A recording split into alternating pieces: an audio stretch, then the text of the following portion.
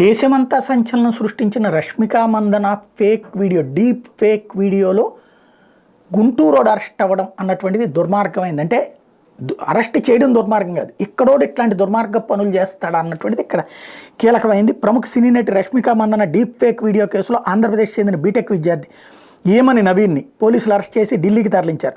నవీన్ది గుంటూరు జిల్లా పెదనందిపాడు మండలం పాలపర్రు. ఆయన చిన్నతనం అంట, ఈనాడు రాసింది చూడండి. ఆయన చిన్నతనంలో తండ్రి చనిపోగా తల్లి యానిమేటర్గా పనిచేస్తున్నారు. నవీన్ చెన్నైలో సాఫ్ట్వేర్ ఉద్యోగం చేస్తున్నారు. ఇట్లాంటోడికి కూడా గౌరవ వచ్చినాడు. విచారణలో తాను రష్మిక అభిమాని ఆ నటితో పాటు మరో ఇద్దరు ప్రముఖుల పేజీలను సామాజిక మాధ్యమాల్లో నడుపుతున్నట్టు నవీన్ తెలిపాడు. మిగతా ఇద్దరు నటుల పేజీలకు లక్షల్లో ఫాలోయింగ్ ఉండగా రష్మిక పేజీకి మాత్రం లక్షలోపే ఉండటంతో ఈ వీడియో తయారు చేసినట్టు తెలిపాడని పోలీసులు వివరించారు.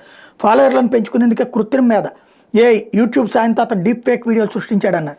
తాను అప్లోడ్ చేసిన వీడియో ఒక్కసారిగా వైరల్గా మారడంతో కంగారు పడి పోస్టులన్నీ డిలీట్ చేశాడని పేజీ పేరును కూడా మార్చాడని తెలిపారు. అతను తొలగించిన డేటాను పునరుద్ధరించేందుకు ప్రయత్నిస్తున్నామన్నారు. బీటెక్ చదువుతూనే ఇతడు యూట్యూబ్, గూగుల్ ద్వారా ఫోటోషాప్, వీడియో ఎడిటింగ్లు నేర్చుకున్నాడు. ఆ తర్వాత మార్చి 2023లో తన స్వస్థలమైన గుంటూరుకు వెళ్ళి అక్కడి నుంచే ఇన్స్టాగ్రామ్ ఛానళ్లకు డబ్బులు తీసుకుని ప్రమోషన్లు చేస్తున్నాడని పోలీసులు చెప్పారు. నవీన్ వ్యవహారాలపై గ్రామస్తులను ఆరాధీగా ఇరుగు పొరుగుతో సంబంధాలు అంతంత మాత్రమేనని, ఆయన గురించి తమకు తెలియదని చెప్పారు.